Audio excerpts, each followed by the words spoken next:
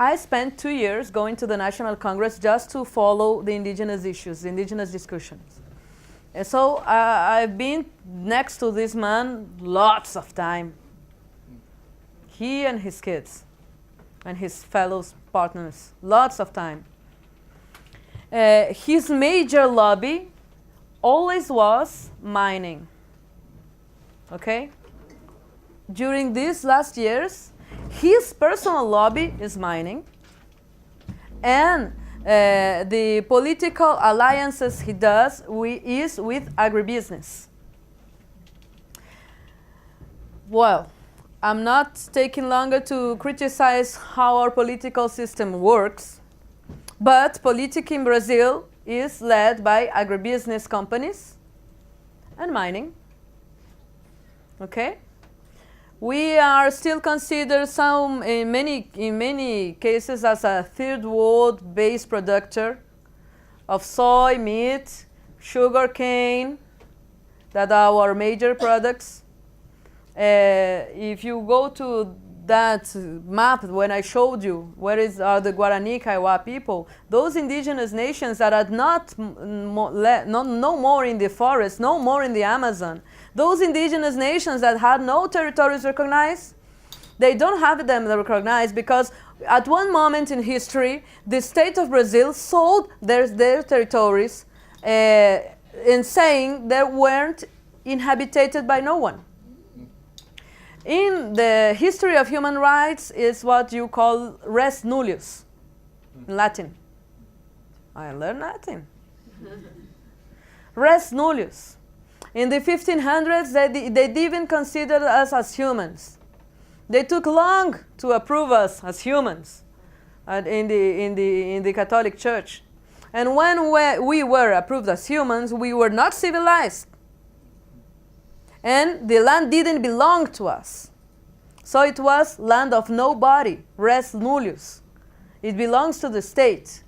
And so for years and years, all these nations, these colonial nations, sold indigenous territories, expelled indigenous peoples from their territories, and tried to exterminate, the genocide in many ways, annihilating our identity, our culture, our relation to the land, and saying we went even there.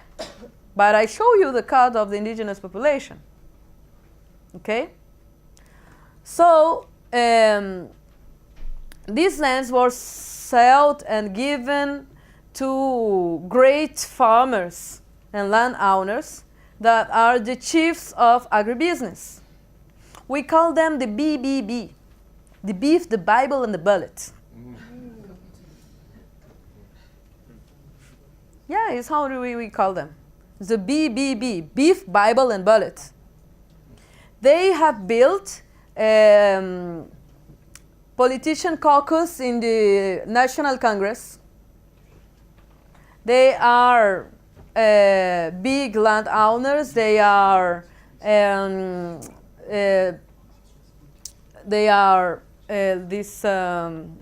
related to these new Pentecostal churches, and they have a kind of speech that is for the liberation, the legalization of weapons, and the advance of the agribusiness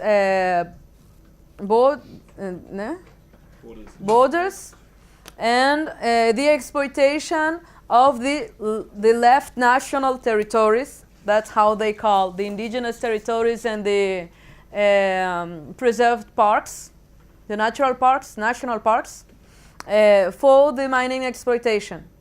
All of this in the name of economical progress, of course. And I'm going there. So the national movement, we are articulating, we are inviting people, we're saying, well, look, all this system is just killing us, and it's killing everybody. Because when you go on how it's produced, what are the products of Brazilian agribusiness, we are the country that drinks, each person in Brazil drinks 1 liter of agrotoxic per year.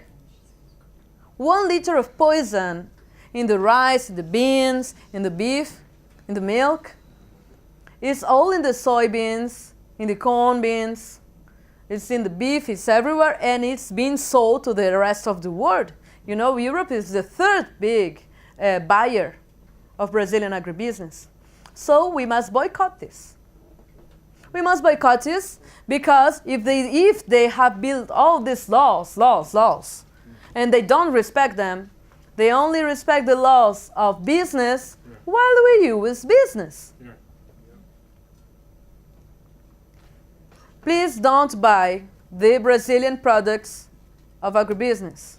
Don't buy Brazilian soy, Brazilian beef, Brazilian sugar cane.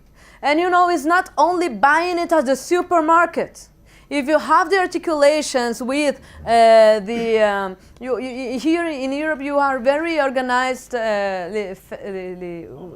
farmers, politicized farmers that are buying tons of soy to your cattle, to feed the cattle. Talk to them, because in this whole system, the National Congress has taken away the transgenic label, for example. We had the transgenic label. It was like a yellow triangle with a T, and they took it away. So we sell transgenic products, and no one recognize it. That's illegal. And they sell a lot of products, all poisoned with agrotoxic. And here you have the laws against that. There are many poisons that are forbidden in Europe, in many countries in Europe, but they sell it and you buy it anyway because it's not, you have no surveillance for that. So we must articulate a boycott of that kind of production, that kind of system. That is one step. That is just one step. And it's important for for nature as well, because there are liters and liters and liters, it's seas of agrotoxic that are being thrown into the land, into the rivers. And you know, there are no borders to water, neither to air. So we can work together. And for that, it's really important also to give visibility to indigenous movements. In Brazil, it's really strategic because of the Amazon rainforest. For those that care a lot about the climate issues today, the Amazon forest has reached already 20% of deforestation. Okay? 20% of deforestation. When we have reached 25%, it will begin to desertify. It will dry. You won't hold on. And when the Amazon rainforest dries, the whole tropic will dry, okay? And the poles will finish their melting, and it will be a larger chaos. So we really need the Amazon rainforest. And that those that are living on the land and fighting really in body to protect that are indigenous nations. In Brazil, in Venezuela, in Colombia, in Peru. Okay? So that's what you can help.